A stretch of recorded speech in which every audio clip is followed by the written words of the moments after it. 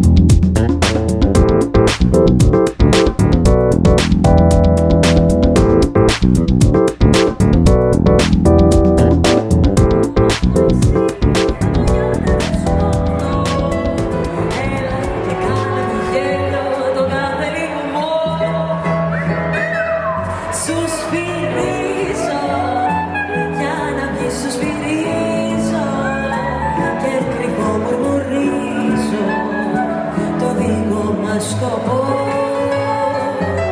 σε κανένα, μην το πεις σε κανένα, φύλαξε τα κρυμμένα όσα λόγια σου πω.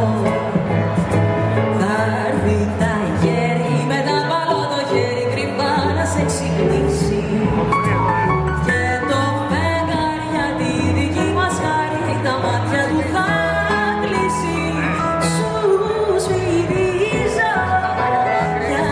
Σου σφυρίζω και κρυφό μουρμουρίζω.